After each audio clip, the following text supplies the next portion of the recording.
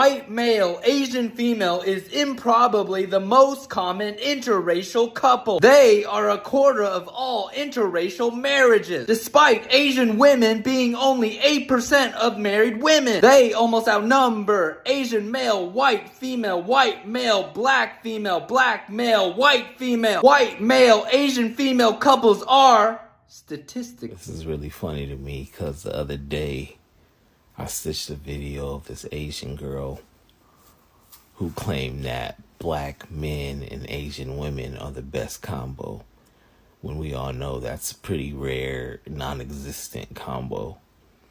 And at the same time, this chick had a whole ass white boyfriend, so she didn't believe that herself. And in the video, I stated how Asian women tend to love white men more so than any other race. So I guess this video proves that I was right.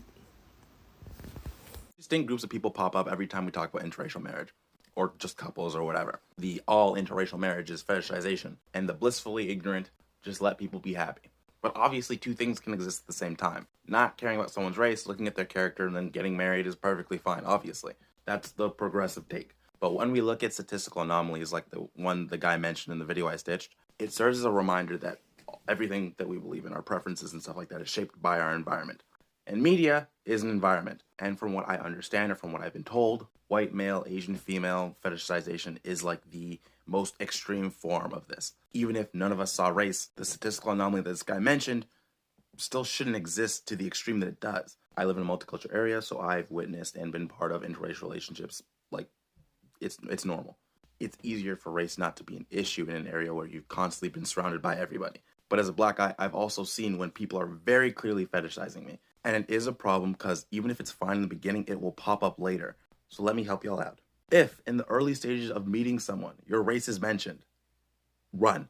Because if they're paying attention to it and something they actually notice, or notice enough to care, it will come out when they're angry. I've been in entire relationships where my race is not mentioned.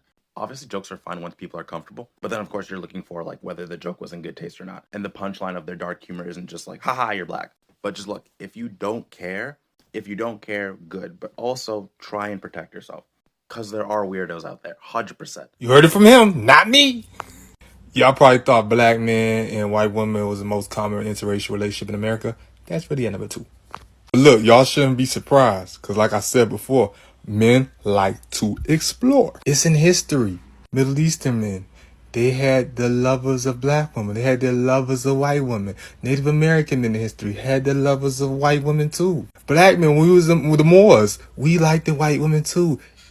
Everybody loves everybody. And on average in America, like I said before, I'm going to say it again and again. Most black men love black women. And for most black men, black women are the number one. I'll say it again and again. You say it with me now, this video over. Black men love black women. Black men love black women. Black men love black women. Why does it matter? Like, I could be ignorant to something because all the comments talking about fetishization and all that, but even with that, why does it matter? Why do we hyper-focus on something as trivial as race in regards to who people decide to love and get in relationships with? Let's say white male, Asian female, or any interracial relationship is statistically weird. Okay, what does that mean for us? Why is that important to know? Why do we care about stupid shit that has no effect on us? No. Let's talk about this. Let's get into it. So, if you have an Asian mom and a white dad, there's a good chance your existence in this world came about because your dad fetishized Asian women. And I'm speaking as someone who that was very much the case with my dad. My dad has strictly only married Asian women, and as far as I now have only dated Asian women as well.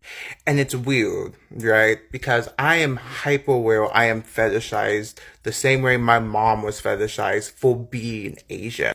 But I'm also hyper aware that beauty is commodity plays a big role here, right? Because Asian women are considered in closer proximity to whiteness than other BIPOC women, right? Who does white society deem as beautiful, deem as acceptable, deem as a stereotypical ideal wife? It's Asian women. And that fetishization can only really happen because of the way Asian women have so consistently been stereotyped, the ways we are stripped of our humanity in order to survive in this world. I know for my mom was hyper aware that her greatest commodity in this life was the fact my mom was exceptionally beautiful by both Asian standards as well as white standards. And the only way my mom actually managed to reach any sort of class mobility was through these relationships with men who consistently fetishized the fact she was Asian, the fact she was considered exotic, fetishized for the fact that she was seen as submissive, right? And it does still gross me out. It does still gross me out to know that I am a product of that fetishization. It grosses me out to know that my siblings are the product of fetishization. And we all are still being fetishized, right? We are all still being fetishized by our own racial groups. Because the fact that we are all biracial, right? Is worth mentioning that not everyone in my family is half white. But we're all fetishized for being closer in proximity to whiteness. Because obviously I'm half white, so I'm fetishized for being quote-unquote Asian. And it still skeeves me out. It still skeeves me out that I am the product of fetishization and I'm still being fetishized the way my mom was her entire life. This is the same as losing lane solo on League of Legends and then blaming it on lag. He is prescribed to an ungodly amount of copium right now. There are plenty of Asian men who are successful with women of every race, just like there's ugly white guys who just sit in their mommy's basement rubbing corn to League of Legends waifus or whatever. My suggestion to the person who made this video that I stitched, go to the fucking gym, cold approach, and maybe even take a sales job so you can experience rejection on a higher scale, and that'll get you accustomed to being able to approach these girls and eventually find success.